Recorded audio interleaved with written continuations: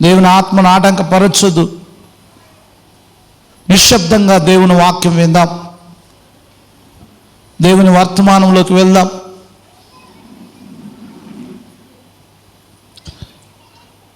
అందరూ కూడా మీ యొక్క పరిశుద్ధ గ్రంథములు తెరచి దేవుని యొక్క వాక్యంలోకి మనం వెళ్దాం. ఈ బైబిల్ పైకి చూపించండి. అందరూ కూడా show me your Bible. Stephen take a pick.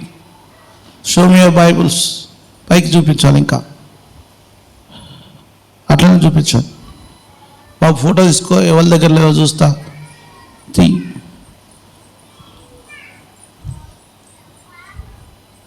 ఇంకా పైకి ఎత్తాను కొంచెం. ఇప్పుడు తీసుకున్నానా? ఇప్పుడు తీపిట దాచిపెట్టుకోవద్దు. రైట్. ప్రతి ఒక్కరి చేతిలో దేవుని వాక్యము, పరిశుద్ధ గ్రంథం ఉండాలి. మందిరంకి వచ్చినప్పుడు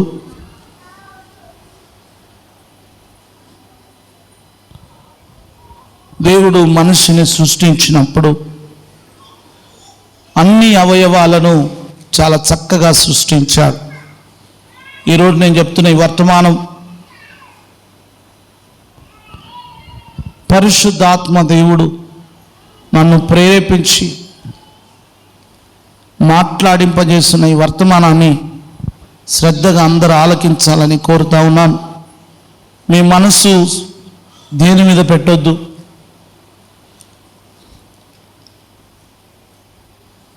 కొన్నిసార్లు వెనకాల వచ్చే వాళ్ళను, ముందు వచ్చే వాళ్ళని మనం చూసి మన కాన్సన్ట్రేషన్ దెబ్బతీస్తాం. అట్లా ఉండొద్దు. దయచేసి అటు ఇటు ఉండొద్దు. దేవుడు మనల్ని సృష్టించినప్పుడు మన కన్నులను, మన చేతులను, మన హస్తములను, మన చెవులను, ప్రతి అవయవాన్ని దేవుడు చక్కగా సృష్టించాడు. అవయవాలు లేని వాళ్ళను చూస్తే, దేవా నాకు 2 చేతులు ఇచ్చినందుకు వందనాలని చెప్పి సంతోషిస్తాం. కళ్ళు లేని వాళ్ళను చూసినప్పుడు మనం చూస్తే, ఈ కళ్ళు నాకు ఇచ్చినందుకు వందనాలు ప్రభు అని చెప్తాం. ప్రతి అవయవాన్ని కూడా దేవుడు చాలా చక్కగా సృష్టిస్తూ వచ్చాడు. ఆయన సృష్టిలో అద్భుతమైనటువంటి అవయవాల్లో ప్రతి అవయవం కూడా కొన్ని కోట్ల విలువ కలిగినటువంటి అవయవాల్ని దేవుడు సృష్టించాడు. కిడ్నీ రీప్లేస్మెంట్ చేయాలంటే ఎంత కష్టం కదా. కంటిని రీప్లేస్మెంట్ చేయాలంటే ఎంత కష్టం. మన గోరును రీప్లేస్మెంట్ చేయాలంటే దేవుడు మరలా దాన్ని పెంచితే తప్ప రాదు. ఈ అన్ని అవయవాల్ని సృష్టించిన దేవుడు అన్నిటికీ ఒక నర్వ్ సిస్టమ్ పెట్టాడు. నర్వ్ సిస్టమ్, నరాలు ఉంటాయి. ప్రతి శరీరంలో కూడా నరాలు ఉంటాయి. కానీ ఒకే ఒక అవయవానికి నర్వ్ సిస్టమ్ పెట్టలే. ఆ అవయవం అత్యంత ప్రమాదకరమైన అవయవం.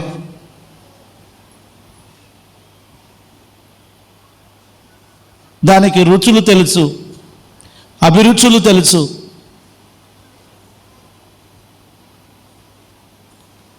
మన శరీరంలో ఎక్కడైనా నర్వ్ సిస్టంలో నుండి రక్తం కారుతూ ఉంది అంటే అక్కడ నర్వ్ సిస్టమ్ పనిచేస్తుంది. ఒకవేళ నర్వ్ సిస్టమ్ ఆగిపోతే అక్కడ బ్లడ్ క్లాట్ అవుతుంది. ఈ అవయవాల్లో ఎక్కడైనా చూసినా, నీ చేతుల్లో చూసినా, చివరికి నీ అవయవాల్లో ఎక్కడ చూసినా నర్వ్స్ చాలా బాగున్నాయి. కానీ ఒకే ఒక అవయవానికి నర్వ్ సిస్టమ్ లేదు. అదే నాలుక. ఈ నాలుక, దీన్నే మన పెద్దలు వాడుక భాషలో మాట్లాడిన మాటే నరము లేని నాలుక. ఈరోజు దీని గురించి నేను మీతో మాట్లాడాలని ఆశపడుతున్నాను. చాలా స్పష్టంగా మాట్లాడతాను. మీరు ఈ మాటలు ఇచ్చినప్పుడు పరిశుద్ధ లేఖనంలో ఉన్నదే మనం ధ్యానం చేద్దాం. ఈరోజు ఈ నర్వ్ సిస్టమ్ లేనటువంటి ఈ అవయవం ఎలాంటిది అనంటే, యాకోబు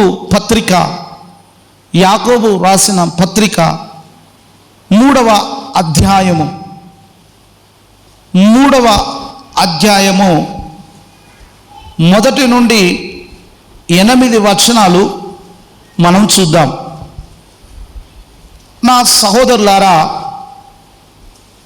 బోధకులమైన మనము కఠినమైన తీర్పు పొందదమని తెలుసుకొని మీలో అనేకులు బోధకులు కాకూడని దైవ సేవకులతో మొదటి వచనంలో మాట్లాడిన తర్వాత అనేక విషయములో మనం అందరం తప్పిపోవచ్చున్నాము. ఎవడైనను మాట యందు తప్పిన ఎడల అట్టివాడు లోపము లేనివాడై తన సర్వ శరీరమును స్వాధీనమందుంచుకొనక శక్తి గలవాడగును. గుర్రములు మనకు లోబడుటకై నోటికి కళ్ళెము పెట్టి వాటి శరీరమంతయు తిప్పుదుము కదా. ఓడలు కూడా చూడుడి, అవి ఎంత గొప్పవై పెనుగాలకు కొట్టుకొని పోబడినను ఓడ నడుపువాని ఉద్దేశము చొప్పున మిక్కిలి చిన్నదగు చుక్కాని చేత త్రిప్పబడును. అలాగే నాలుక కూడా చిన్న అవయవమైన బహుగా అదిరిపడును. ఎంత కొంచెము నిప్పు ఎంత విస్తారమైన అడవిని తగులబెట్టును. నాలుక అగ్నియే. నాలుక మన అవయవంలో ఉంచబడిన పాప ప్రపంచమై సర్వ శరీరమునకు మాలిన్యము కలుగజేయచ్చు ప్రకృతి చక్రమునకు చిచ్చు పెట్టును. అది నరకము చేత చిచ్చు పెట్టబడును. మృగపక్షి సర్ప జలచరములలో ప్రతి జాతియు నరజాతి చేత సాధు చేయదాలను.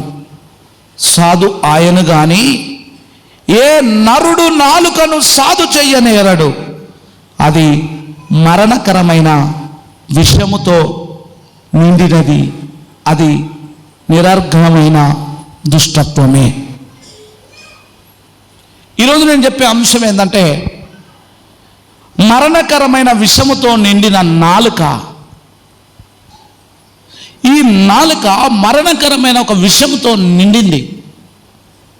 ఈ నాలుకను దేవుడు సృష్టించింది ఎందుకయ్యా అంటే, మనం స్తుతించడానికి. దేవుడు మనకు స్వరం ఎందుకు ఇచ్చాడయ్యా అంటే, మనం స్తుతించడానికి, మనము ప్రభువును ఆరాధించడానికి దేవుడు సృష్టించాడు.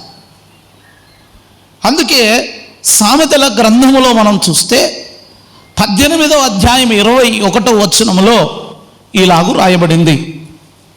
ఏమని రాయబడింది? సామెతలు 18వ అధ్యాయం 21వ వచనములో జీవ మరణములు నాలుక వశం. అందుకనే ఈ వచనాల్లో చదివితే, ఈ వచనాల్లో ఏమని రాయబడింది? ఈ నాలుక చిచ్చు పెట్టేది, ఈ నాలుక కొంపలు ముంచేది, ఈ నాలుక తగులబెట్టేది. ఏమండి, దానికి ఎంత పవర్ అంటే, ఈ నాలుకకు ఏ ఇంటినైనా అట్లా కాల్చేస్తుంది, ఏ కొంపనైనా అలా ముంచేస్తుంది, ఏ సంఘాన్నైనా అట్లా పాడు చేస్తుంది, ఏ సంఘ వ్యవస్థనైనా పాడు చేస్తుంది. ప్రియులారా, ఆయా సందర్భాల్లో నేను చూస్తున్నప్పుడు నాలుకను మన ఇష్టం ఉన్నట్టు ఆడిస్తాం. మన నాలుకను ఎలా ఆడిస్తామంటే, మన నోటికి ఏది వస్తే అది మాట్లాడుతాం. కానీ అలా మాట్లాడడం వల్ల బైబిల్ ఏమంటుందంటే, నువ్వు మాలిన్యం అయిపోతున్నావు, నీ హృదయం అంతా మాలిన్యంతో నిండిపడిపోతుంది. ఈ నాలుకకు ఎక్కువగా నువ్వు పెట్టేటువంటి శ్రమ ఏంటో తెలుసా? చిచ్చు పెట్టేటట్టు చేస్తున్నావు. ఈరోజు చాలా సంఘాల్లో కానీ, చాలా కుటుంబాల్లో కానీ, చాలా వ్యవస్థలో కానీ, లేకపోతే మీరు చూడండి రాజకీయ వ్యవస్థలో కానీ, మీరు ఇంకా లోక సంబంధమైనటువంటి ఉద్యోగ వ్యవస్థలో కానివ్వండి, ఒక మాట నీ నాలుక నుండి బయటకు వస్తున్నప్పుడు అది చెరిపేదిగా ఉందా, కట్టేదిగా ఉందా, చిచ్చు పెట్టేదిగా ఉందా, తగులబెట్టేదిగా ఉందా? అందుకే ఈ 70-80 కిలోలున్న మనిషిని, ఒక 40-50 కిలోలున్న మనిషిని, ఒక 100 కిలోలున్న మనిషిని నీ నాలుక ఏది చెప్తాదో ఆ నాలుక చెప్పిన మాటకు కట్టుబడి నేను ఈ సర్వ శరీరమును అక్కడికి తీసుకెళ్తా. అండమాన్ నికోబార్ దీవులు నేను నా పాస్టమ్మ గారు ఇద్దరం కలిసి మేము చెన్నై పట్టణం నుండి ప్రయాణమై వెళ్తున్నాం. ఇక్కడి నుండి చెన్నైకి వెళ్ళాం. చెన్నై నుండి ఒక ఓడ మేము ఎక్కాం. ఆ ఓడ పేరు స్వరాజ్ దీప్. దాదాపుగా ఓడలో 3,000 మంది ప్రయాణిస్తారు. ఆ 3rd ఫ్లోర్లో నేనున్నా. మొట్టమొదటిసారిగా ఎక్కాను కదా, ఆ అనుభూతి వేలు. అంతా తిరిగేసి వస్తూ ఉన్నాను. 1st floor, 2nd floor, 3rd floor, 4th floor, 5 floors ఉన్నాయి. 5 ఫ్లోర్స్లలో ఒక్కొక్క ఫ్లోర్లో అటు ఇటు తిరుగుతూ ఉన్నా. ఇక ఆ ఓడ నడిపే వాని దగ్గరికి వెళ్ళి చూస్తే ఒక చిన్న చుక్క అని ఉంది. ఇన్ని వేల మందిని తీసుకెళ్ళడానికి ఆ ఓడ నడిపే వాని ఉద్దేశం చొప్పుననే ఓడ వెళుతుంది. ఆ ఓడ నడిపే వాని ఉద్దేశం చొప్పుననే ఓడ గమ్యానికి చేరుతుంది.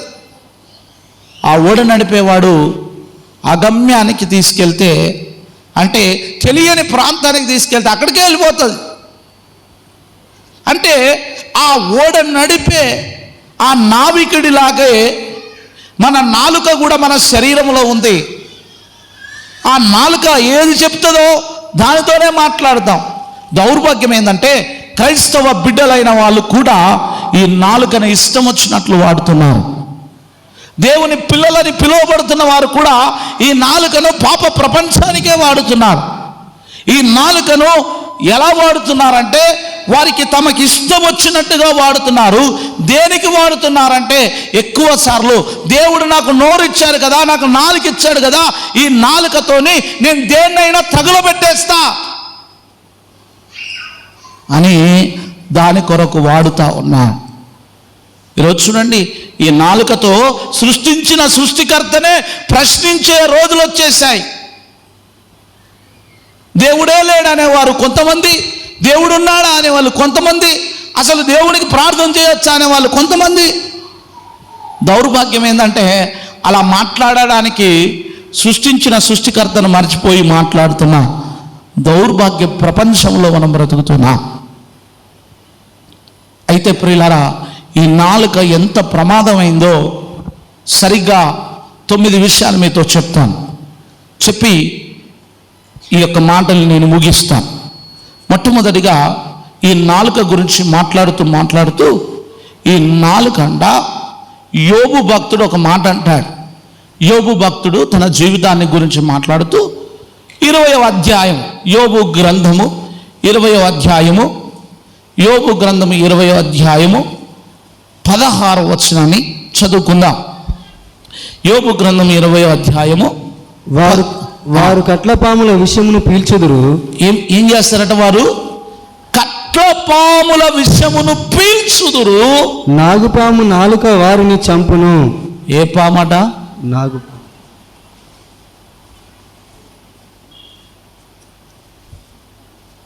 ఒక మనిషి నాలుక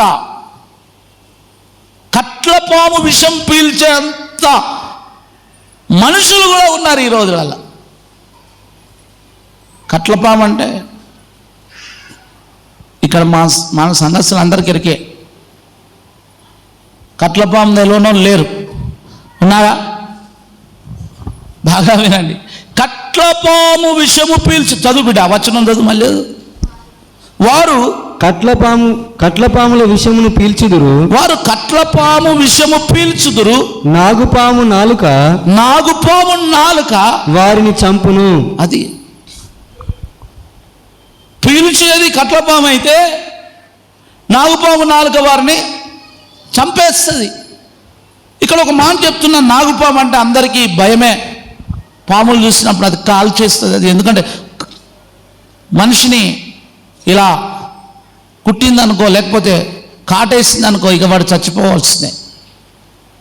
మనుషుల యొక్క నాలుకలు కూడా అంతకంటే ప్రమాదకరమైనటువంటి నాలుకలు మనకున్నాయి. ఇదే మాటతో మాట చెప్తాను, ఎంత ప్రమాదమో చెప్తా వినండి. ఇదే మాటతో నా కుమారుడు మంచోడు మంచోడు మంచోడు మంచోడు అని చెప్తాం. వాడు ఏదన్నా చిన్న పొరపాటు చేశాడు అనుకో అని చెప్తాం, ఎందుకురా బతికి సాగుపో.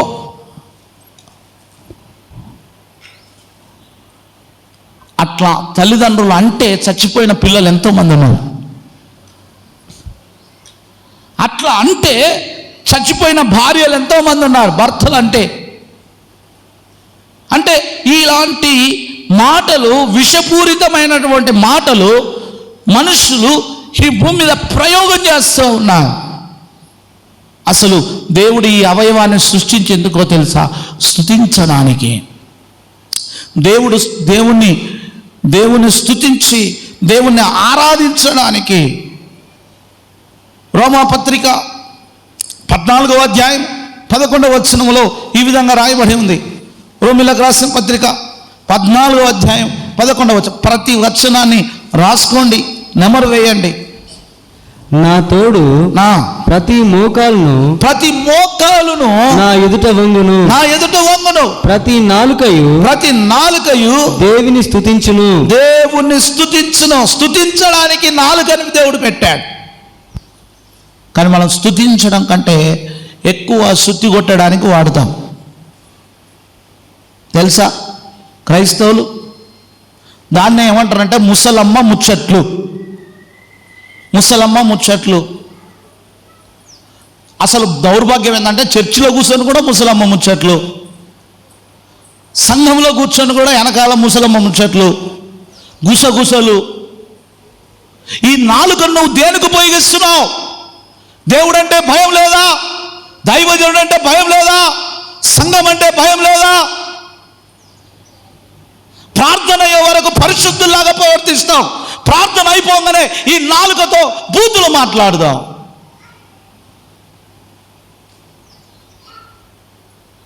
సనుక్కోవడం, గునుక్కోవడం, ఈ నాలుకతో నిందలు వేయడం. ఈ పాప ప్రపంచమైన ఈ నాలుకను పాము లాంటి, కొరల లాంటి విషముతో నిండింది ఈ నాలుక.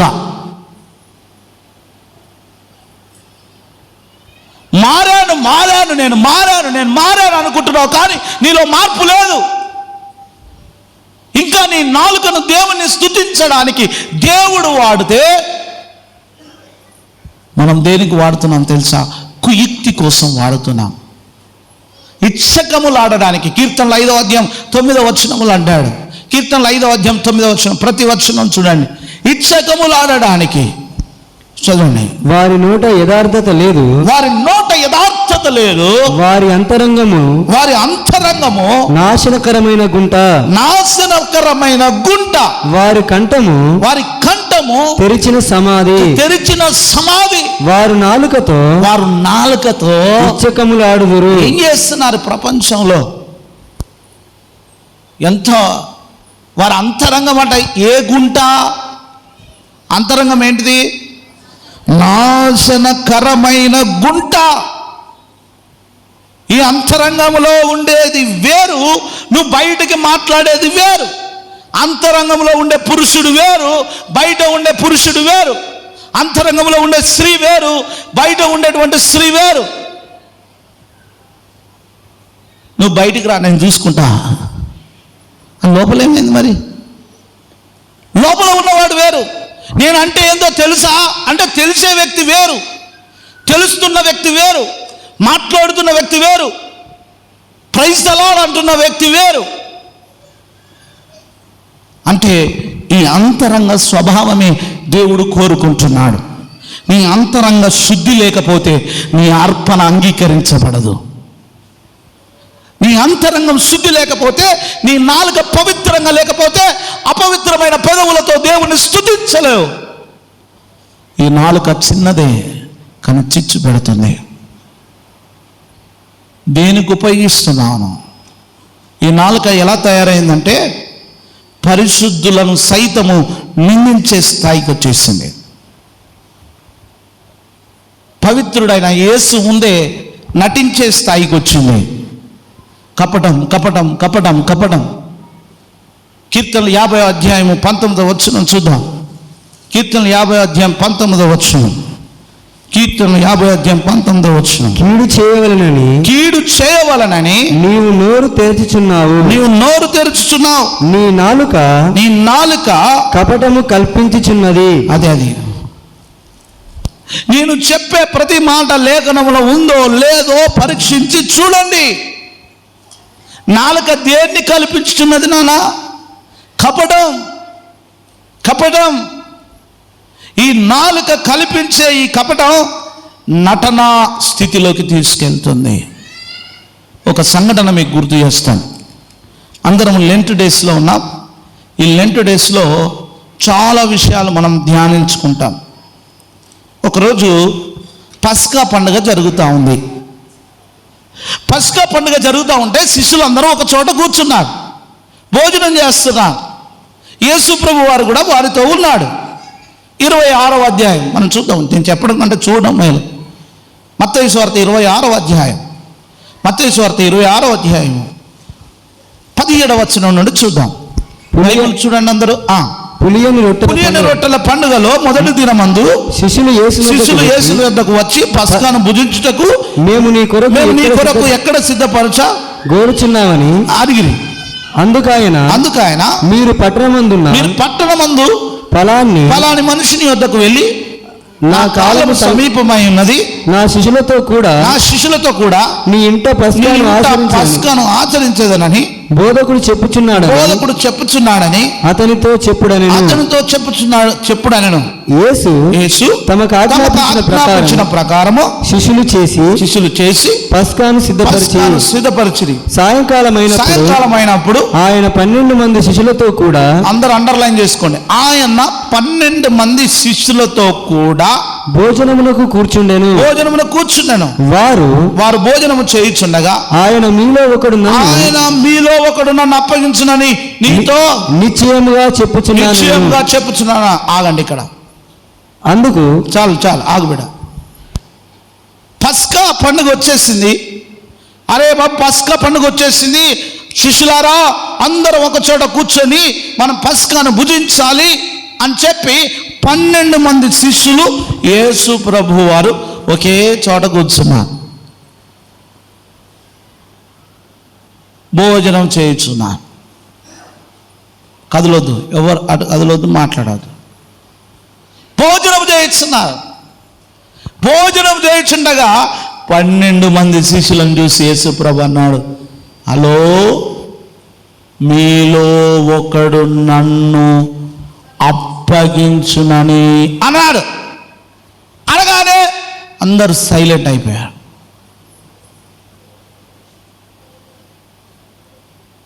దేవుడికి ఎట్లా తెలిసింది ఈ మాట? అనగానే అక్కడ ఒక మంచి వ్యక్తి ఉన్నాడు, చదవండి, ఇలా అన్నాడో లేదు. అందుకు వారు దుఃఖపడి ప్రతివాడు ప్రభువా నేనా, అందరు అంటున్నారు ప్రభువా నేనా. క్వశ్చన్ ఉంది చూడండి, ఆడ ఏమనుంది? క్వశ్చన్ ఉంది, ప్రభువా నేనా.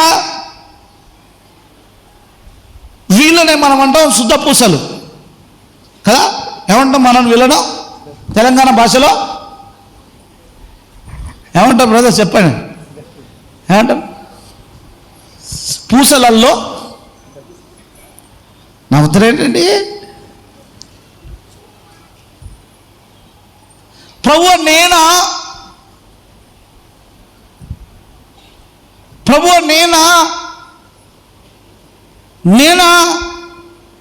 అందరూ 12 మంది నేనా. లాస్ట్కి ఒక హీరో అన్నాడు, ఏమన్నాడు చూడండి ఒకసారి, చదవండి.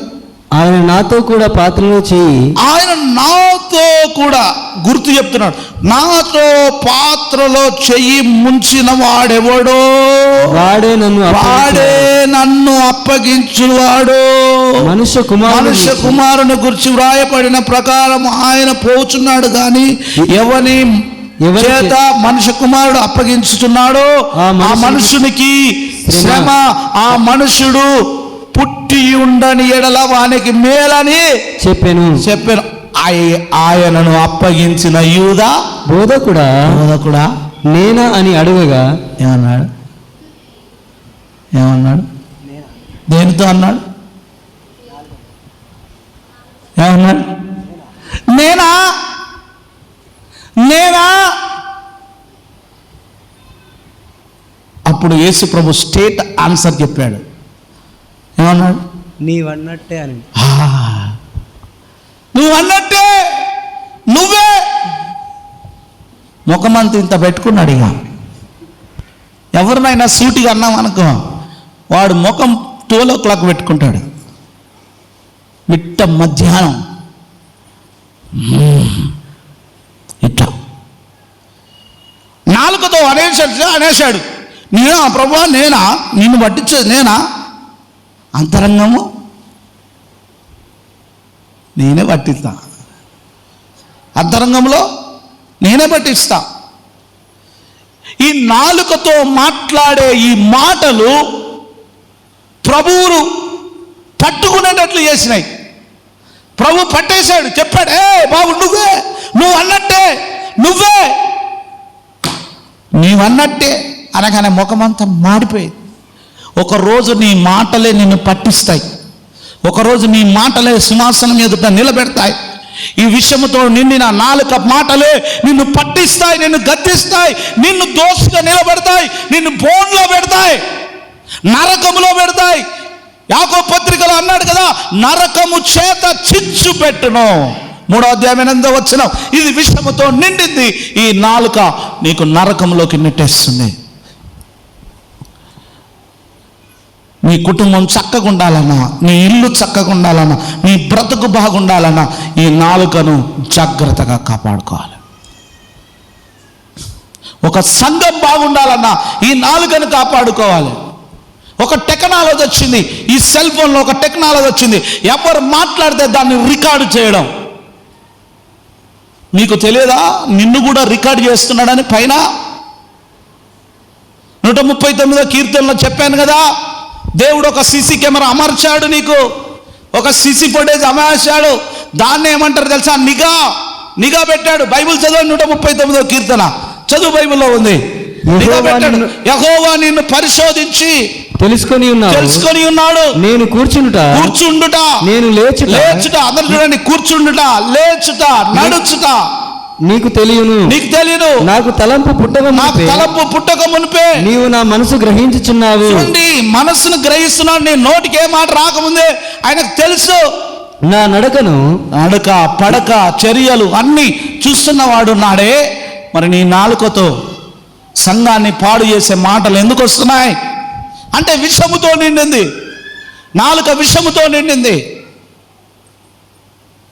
అందుకనే అంటున్నాడు, ఇది పాప ప్రపంచమైన నాలుక. ఈ నాలుకకు ఇంకొక అవార్డు ఉంది, అది అగ్ని అట. ఈ నాలుక ఏంటి తెలుసా? అగ్ని. ఈ నాలుకతో 3 రకాల పనులు చేస్తారు మనుషులు. ఏం చేస్తారు తెలుసా? అక్కడి మాటలు ఇక్కడ చెప్తారు. అట్లాంటి వాళ్ళు అంటే నాకు భలే అసహ్యం.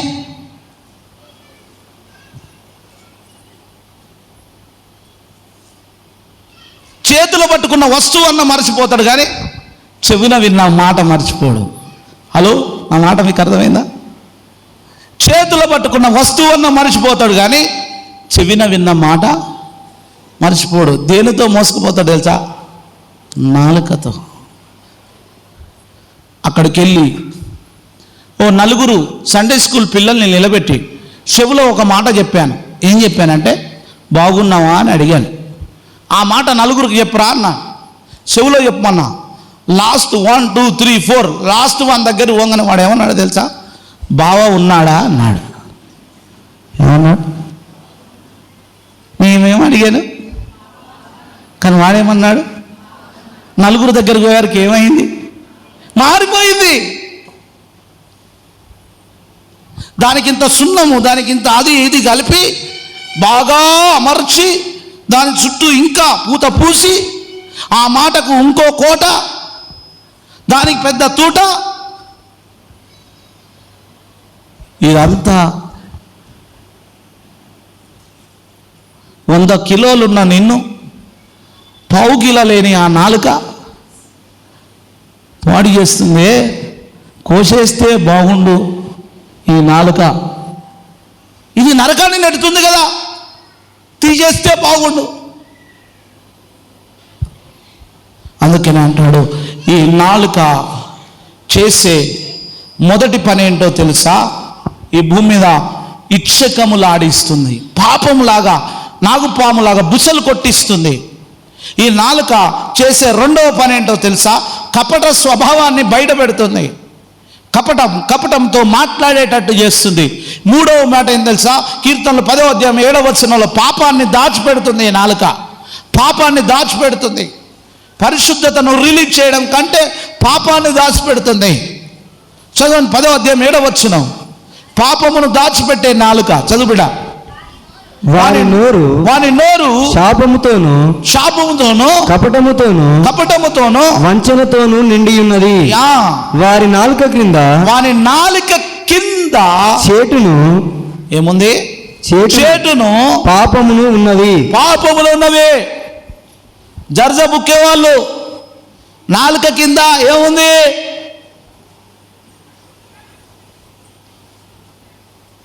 మా దగ్గర ఒకడు ఉన్నాడు, నవ్వుడా పంది నమిలినట్టు మనం నవ్వుతాడు. నమిలి ఏమైంది? ఇక పెద్ద బోర్ పాయింట్ పడ్డది. ఇక్కడ పెద్ద ఆయన పేరు రాజు. ఇక లేడు ఈ రాజు. ఇప్పుడు నేనే సమాధి చేశాను. నమిలి కుళ్ళు పట్టిపోయింది. ఇక్కడ ఎంత తీసేశారు. తీసేసి అయ్యో వందనాలు అన్నాడు. దుర్మార్గుడా, తినకు. ఈ నాలుక కింద ఏముందంట? చదువుబిడ. నాలుక కింద ఏముంది? చదువునంటే వారి నాలుక కింద చేటును పాపమును ఉన్నవి. చెత్త చెదారం ఉంది నాలుక కింద. పాపం దాచిపెడతారు.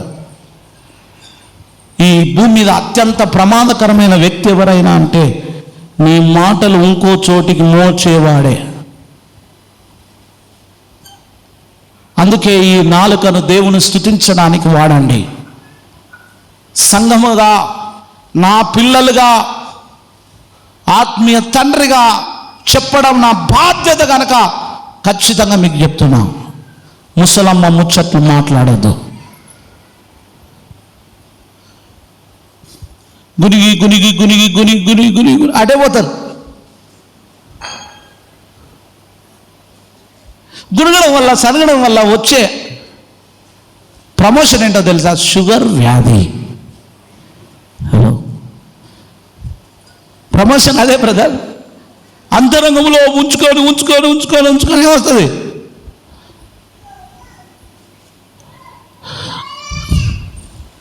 అందుకే అంటాడు, ఈ కపటముతో పాపముతో నిండింది. ఇంకా ఈ నాలుక ఏం చేస్తుందట? 78వ కీర్తన 37వ వచనం.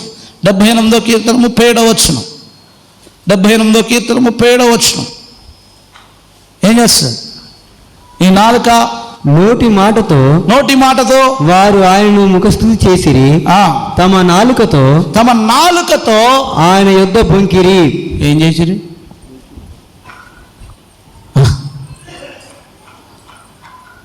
ఎంత చక్కటి బైబిల్ అండి. చప్పట్లు కొట్టండి. ఎంత చక్కటి బతుకు బండ అలా బయట పెడుతుంది ఇది. హల్లెలూయా.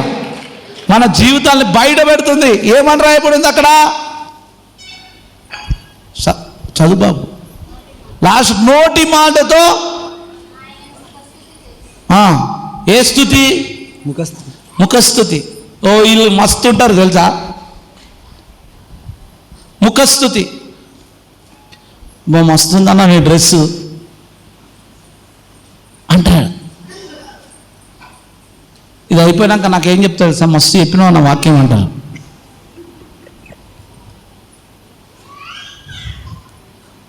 ఇప్పుడు ఎవరు చెప్పారు? హల్లెలూయా, దేవుని స్తోత్రం, హల్లెలూయా. ముఖస్తుతి. చప్పలు కొట్టురా అన్నాడు. వెనకాల ఆయన కొడితే బాగుండు. ముఖస్తుతి ఈ నాలుకతోనే. ఇప్పుడు కేసీఆర్ గారు ఎవరికి తెలియదు పాపం. పిల్లలకు పర్సనల్గా ఎవరికన్నా తెలుసా? మీ ఇంటికి వచ్చినా ఏమైనా భోంచేసిందా? కానీ పొట్టు తిరుగుతారు పాపం. ఎందుకు? రేవంత్ రెడ్డి తెలుసా? ఎందుకు తిడుతున్నారు? వాళ్ళ ఇంటికి రాపాయి, వాళ్ళది ఏం తిరపాయి. చిన్న పోరాడు కూడా తిడుతూ ఉన్నాడు. అరే నిన్ను ఏమన్నాడు రా రేవంత్ రెడ్డి, ఎందుకు తిడుతున్నావు? ఏమన్నాడు రా నేను కేసీఆర్, ఎందుకు తిడుతున్నావు? ఏ రెస్పెక్ట్ లేదు. ఎందుకు ఆ పిల్లలకు అలా వస్తుందంటే, ఒక స్టేట్ సీఎంను పట్టుకొని వాడు తెలుసా నీకు, వామ్మో, మనం ఏం మాట్లాడుతున్నామో, మన నాలుక ఏం విడుదల చేస్తుందో అది మన పిల్లలు చూస్తున్నారు. నేను ఈస్ట్ గోదావరి డిస్టిక్ వెల్దుర్తి అని ఒక గ్రామానికి వెళ్ళాను. 3 రోజులు ఉద్యోగ సభల్లో మాట్లాడడానికి వెళ్ళాను. అక్కడ ఒక చిన్న పిల్లవాడు ఈ జస్టిన్ అంటున్నాడు, అంతే ఉంటాడు. గడికి వచ్చి అయ్యగారే ఏం కావాలండి అంటున్నాడు. చాయ్ కావాలా అయ్యగారు, ఏం కావాలండి, చాయ్ కావాలా, టీ కావాలా? బాధ భరించలేకపోయాడు. గడికి వస్తుంది, నీళ్ళు కావాలా అయ్యగారు, ఏం కావాలి చెప్పండి చెప్పండి. ఆ మాట ఎట్లొచ్చింది ఆయనకు? వాళ్ళ తల్లిదండ్రులు అట్లా మాట్లాడతారు. ఎప్పుడు వచ్చారు అయ్యారు, బాగున్నారండి, గారు అనే పదాన్ని వస్తారు. మనం ఎట్లా ఎప్పుడు వచ్చినావు, ఏంది ఎప్పుడు వచ్చా. మనం ఏం మాట్లాడుతున్నామో, మన నాలుక ఏం విడుదల చేస్తుందో మన పిల్లలు అబ్జర్వ్ చేస్తారు. అందుకే ఈ నాలుక నువ్వు ఎట్లా సాధు చేస్తే అట్లా. ఈ నాలుకతోనే ఇంగ్లీష్ మాట్లాడతారు, ఈ నాలుకతోనే తెలుగు మాట్లాడతారు, ఈ నాలుకతోనే ఉర్దూ మాట్లాడతారు. ఏమన్నా ఇంగ్లీష్ వాళ్ళకి సపరేట్ నాలుక ఉందా? నువ్వు దీన్ని ఎట్లా సాధు చేస్తే, ఈ నాలుకతో నువ్వు ఏ భాష మాట్లాడితే ఆ భాష వస్తుంది. ఒక్కటే నాలుక కదండి, 18 లాంగ్వేజ్లు వస్తాయి ఈ నాలుకకు. దేశం మీద ఉన్న భాషలన్నీ వస్తాయి. కానీ నువ్వు ఎట్లా సాధు చేస్తున్నావు? అందుకే ఈ నాలుకలో మంచి కంటే విషమే ఎక్కువగా నిండింది. ఎందుకు అన్నదమ్ముల మధ్య తగాదాలు, ఎందుకు భార్యాభర్తల మధ్య తగాదాలు, ఎందుకు కుటుంబాల మధ్య తగాదాలు, ఎందుకు క్రైస్తవ బిడ్డలని చెప్పుకో, నిన్ను వాళ్ళని పొరుగు అని ప్రేమించని చెప్పే మన మధ్యలోనే తగాదాలు. నాలుక, దీనికి ఏం పెట్టలేదు దేవుడు? నర్వ్ సిస్టమ్ పెట్టలేదు. అందుకే అన్నాడు, ఈ నాలుక ఇచ్చకములాడును, ఈ నాలుక పాము లాంటి కొరలు బుసకొట్టి మనల్ని కాటేయడానికి వెనకపోదు, కపటం మాట్లాడుతుంది.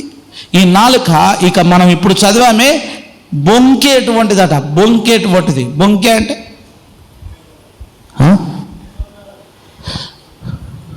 చెప్పండి. రెనాల్డ్ బొంకే కాదు నేను అనేది.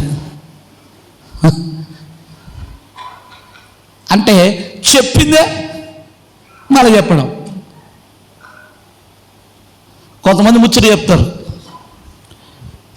అది చెప్పిడు నేను వింటా, మళ్ళా చెప్తారు, మళ్ళా వింటా, మళ్ళా చెప్తారు, మళ్ళా వింటా. ఇవి నా రక్తాలు కారుతాయి నాకు.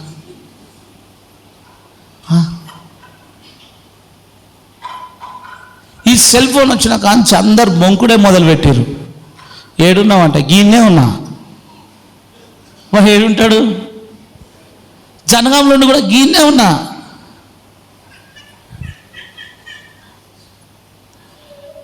ఒక్కటే పదం, లేని దాన్ని కల్పించేదే బొంకడం. అర్థమైంది మీకు? 120వ కీర్తన 2వ అధ్యాయం 3వ వచనం. ఇక నేను ముగిస్తా. 9 విషయాలు. 1, ఇచ్చకములాడుతుంది. 2వది కపటం మాట్లాడుతుంది. 3వది పాపమును దాచిపెడుతుంది. 4వది లేని దాన్ని సృష్టించి మాటల్ని బొంకడం అంటారు, అవి మాట్లాడుతుంది. ఇక 5వది 120వ కీర్తన 2, 3 వచనాలు చదివాను. యెహోవా అబద్ధమాడు పెదవుల నుండి మోసకరమైన నాలుక నుండి నా ప్రాణ. ఈ యొక్క నాలుక చేసే ఇంకొక పని ఏంటంటే మోసం. యూదా ఇస్కరియోతు ఏమన్నాడు? నేనా నేనా నేనా అనగానే ఆయన నువ్వు అన్నట్టే బాబు అన్నాడు. ఆ ముఖమంతా ఎట్ట పెట్టాడంటే నేను కాదన్నట్టుగా పోయాడు. పోయి కాస్త 27వ అధ్యాయం పేజీ తిప్పండి. మత్తయి సువార్త. ఏం చేశాడు తెలుసా? మాస్టర్ ప్లాన్ వేశాడు. Master plan. 26వ అధ్యాయం 47వ వచనం చదవండి. 47వ వచనం. ఆయన ఇంకను మాట్లాడుచుండగా 12 మందిలో ఒకడగు యూదా వచ్చెను. ఇక్కడ ఈ ఒక్కడగు ఈ ఒక్కడు కుటుంబాల్లో ఉంటాడు, ఈ ఒక్కడు సంఘంలో ఉంటాడు, ఈ ఒక్కడు పనికాడు ఉంటాడు, ఈ ఒక్కడు ఆ ఒక్కడు ఎక్కడైనా ఉంటాడు. ఆ ఒక్కడు యూదా బ్రదర్ ఆఫ్ యూదా. ఎక్కడైనా ఉంటాడు వీడు. మన ఇంట్లో ఉంటాడు, ఒంట్లో ఉంటాడు, కంట్లో ఉంటాడు, మంట్లో ఉంటాడు, సంఘంలో ఉంటాడు, ఎక్కడైనా ఉంటాడు. ఈ ఒక్కడగు యూదా 11 మంది ఒకతో పోతే యూదా మాత్రం ఏం సంపాదించుకోవడానికి పోయాడయా దొర? చదువు ఏం సంపాదించుకోడు? చదవలేదు. వానితో కూడా బహుజన సమూహము కత్తులు గుదియలు పట్టుకొని ప్రధాన యాజకుల యొద్ద నుండి ప్రజల పెద్దల నుండి వచ్చెను. ఆయన అప్పగించువాడు నేనెవరిని వీళ్ళ గుసగుస చెప్తున్నాడు. అలో అగో ఆడున్నాడు యేసు ప్రభు. అగో కొంతమంది ఉన్నారు కదా, చాలా మంది ఉన్నారు. అగో అక్కడ ఉన్నాడు యేసు ప్రభు. నీకొకటి చెప్తా, నేను ఎవరిని ముద్దు పెట్టుకుంటాను? ఆయనే యేసు. గుర్తు చెప్తున్నాడు.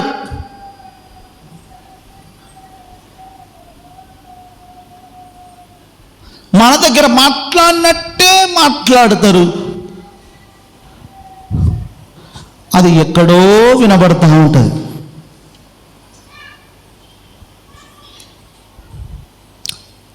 ముద్దు పెట్టుకున్నాడు, టక వెళ్ళిపోయి ఏం చేశాడు? చదువు. వెంటనే యేసునొద్దకు వచ్చి బోధకుడా నీకు శుభమని చెప్పి మళ్ళా ప్రైజలాడు చెప్తున్నాడు. పట్టించటాడు. ఏం చెప్తున్నాడు? అక్కడేమో వాళ్ళందరికీ చెప్పాడు, హలో మీరు రెడీగా ఉండరు, చాలా మంది ఉన్నాడు, అందరు ఒకలాగా కనిపిస్తారు, యేసుప్రభు మధ్యలో ఉన్నాడు, నేను ఎవరికి ముద్దు పెడతానో అని నువ్వు పట్టుకోవాలని. కానీ వచ్చి ముద్దు పెట్టేటైనా ఏం చెప్తున్నాడు? శుభం. ప్రైజ్ అలాడు సార్ ఏమన్నాడు? హలో డానీ ఏమన్నాడు? శుభం వచ్చి చెప్తున్నాడయా, పట్టించడాడు. శుభం. కుశల ప్రశ్నలు అడిగి కూడా కుచ్చుటో పెట్టే వాళ్ళు ఉంటారు. హలో, కుశల ప్రశ్నలు అడుగుతారు, నేను ఎత్తి మీద టోపు పెడతారు, బాయ్ అంటారు. నాలుగు అంత ప్రమాదం. వచ్చాడు, ముద్దు పెట్టుకున్నాడు. చదువు ముద్దు పెట్టుకొని యేసు చెలికాడా నీవు చేయవచ్చినది. అరే పిచ్చోడా, వచ్చినావు నాకు తెలుసు, మళ్ళొచ్చి బాగున్నావు అని అడుగుతున్నావు. నువ్వు ఎందుకు వచ్చినావు అది చెయ్యి అన్నాడు. హల్లెలూయా. దేవుడికే తెలుదా? దేవుని దగ్గర ఆటలు ఆడతాయా? దేవుని దగ్గర మన ఆటలు సాగుతాయా? దేవుని దగ్గర దాచిపెట్టే దాపరికాలు ఉంటాయా? ఏ కుటుంబంలోనైతే దాపరికం ఉంటుందో, ఏ కుటుంబంలోనైతే ఏ భార్యాభర్తల మధ్య దాపరికాలు ఉంటాయో, ఏ భార్యాభర్తల మధ్య సీక్రెట్ లాకులు ఉంటాయో, ఒకరోజు దేవుడు రివీల్ చేస్తాడు. నీ లాక్ అంతా తీసేస్తాడు. వచ్చి అంటున్నాడు, శుభం ప్రభువా. పట్టించేటాడు, ముద్దు పెట్టేవాడు. శుభం ప్రభువా. పిచ్చోడా, నువ్వు ఎందుకు వచ్చినావు ఆ పని తీసుకో అన్నాడు. అందరూ వచ్చారు, ఒక్కసారిగా మీద పడిపోయారు. యేసయ్యను పట్టుకున్నాడు 30 వెండి నాణెములకు. మరి ఆ డబ్బులు అనుభవించాడా? 27వ అధ్యాయానికి రండి, 3వ వచనం నుండి చదవండి. అప్పుడు ఆయన అప్పగించిన యూదా ఆయనకు శిక్ష విధింపగా చూసి ఇక ఏడుస్తున్నాడు. నేను అనవసరంగా యేసయ్యను పట్టించిన, అనవసరంగా యేసయ్యను పట్టించిన, పశ్చాత్తాపడుతున్నాడు. మళ్ళీ పరిగెత్తుకొని పోయాడు. పరిగెత్తుకొని పోయి అయ్యా నా తప్పైంది 30 వెండి నాణములు మీ పైసలు మీరు తీసుకోండి, నా తప్పైంది అంటే వాళ్ళు అంటారు, ఏ బాబు మాకు అవసరం లేదు ఆ డబ్బులు. 4వ వచనం చూడండి, ఏమన్నారు వాళ్ళు? నేను నిరపరాధ రక్తమును అప్పగించి పాపం చేసి నన్ను చెప్పాను, వారు దానితో మాకేమి, నువ్వే చూసుకోపో. అతడు వెండి నాణములు దేవాలయంలో పారేసి పోయి ఉరిపెట్టుకొనెను. నాలుకేం చేసింది? నాలుకేం చేసింది? చచ్చిపోయేటట్టు చేసేది. అవునా కాదా? ఏం చేసేది? అయ్యా నేను తప్పు చేసిన, ఈ 30 వెండి నాణాలు తీసుకోండి. అప్పుడేమన్నా నేనా సార్ పట్టించేది? నేనా ప్రశాంత్? నేనా? అట్లా అంటాడు వాడు. నేనా? చివరికి ఆయన నాలుక ఆయన మరణానికి కారణమైంది. మరి నాలుకను దేవుడు ఎందుకు సృష్టించాడో తెలుసా? ప్రియులారా, దేవుణ్ణి స్తుతించడానికి. కానీ నాలుక ముసలమ్మ ముచ్చట్లు, బూతులు, సరసోక్తులు అవి మనకు తగవు. ఎఫెసీ రాసిన పత్రిక 5వ అధ్యాయంలో రాయబడిన మాట, మన నోట ఉచ్చరింపకూడనివి ఏంటో తెలుసా? 5వ అధ్యాయం చదవాలి. ఇదిగో నీ నోట, 5వ అధ్యాయం చదువు బిడ్డ, చెప్పంగానే చదవాలా. 4వ వచనం కృతజ్ఞత వచనమే మీరు ఉచ్చరింపవలెను. మొదటిగా దేవుని స్తుతించాలి మన నాలుకతో. రెండవది ఏం చేయాలా? కృతజ్ఞత వచనం అంటే థ్యాంక్స్ చెప్పాలి. కొంతమంది బండి ఎక్కించుకున్నా కానీ థ్యాంక్స్ చెప్పారు తెలుసా? వాళ్ళ ముత్యాలు రాలిపోతాయి. చదువు. కృతజ్ఞత వచనమే మీరు ఉచ్చరింపవలను గాని మీరు బూతులైనను. ఏమైనా బూతులైన అందరు అండర్లైన్ చేసుకోండి. బూతులైనను, పోకిరి మాటలైనను, సరసొత్తులైనను, జోక్ మాటలైనను ఉచ్చరింపకూడదు. ఇవి మీకు తగవు.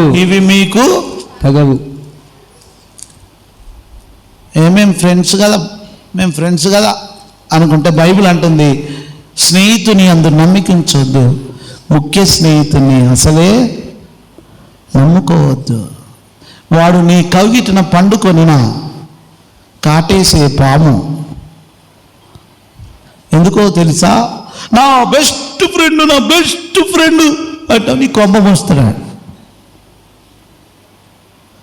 ప్రియమైన వారలారా, నీ నాలుకతో సామెతలు 6వ అధ్యాయం 17వ వచనం, కళ్ళల్లాడు నాలుక. సామెతలు 10వ అధ్యాయం 31వ వచనం, 3 మాటలు మాట్లాడు నాలుక. సామెతలు 12వ అధ్యాయం 9వ వచనం, అబద్ధములాడు నాలుక. ఇదిగో కీర్తనలు 12వ అధ్యాయం 4 నుండి 5 వచనాలు, గర్వపు మాటలు మాట్లాడే నాలుక. ఇవన్నీ దేవునికి అయిష్టమైనటువంటివి కనుక దిమనస్కమైన మాటలు మాట్లాడేది. 1 తిమోతి 3వ అధ్యాయం 8వ వచనం, మన నాలుక డబల్ మాటలు మాట్లాడుతుంది, డబల్ ఎడ్జ్. 3వ అధ్యాయం 8వ వచనం. ఇక మనం వీటిని మాట్లాడకూడదు. 1 పేతురు 3వ అధ్యాయం 10వ వచనం చదివి ముగించుకుందాం. మొదటి భాగం మాత్రమే చెప్పిన, రెండవ భాగం తర్వాత చెప్తా. 1 పేతురు 3వ అధ్యాయం 10వ వచనం, జీవమును ప్రేమించి మంచి దినములు చూడగోరు వాడు. ఎంత మంచి మాట అన్నాయా! మీ జీవితంలో మంచి దినములను చూడగోరు వారు చెడ్డదాన్ని పలకకుండా. ఏం పలుకొద్దిగా రేపటి నుండి? చెడ్డదాన్ని చెప్పాలి. చెడ్డదానిని పలకకుండా తన నాలుకను కపటపు మాటలు చెప్పకుండా తన పెదవులను కాచుకొనవలెను. ఇక రేపటి నుండి దేన్ని కాచుకోవాలి? చలి కాచుకోవాలా? పెదవులను కాచుకోవాలి. ఎందుకు లొల్లి ఇంట్లో?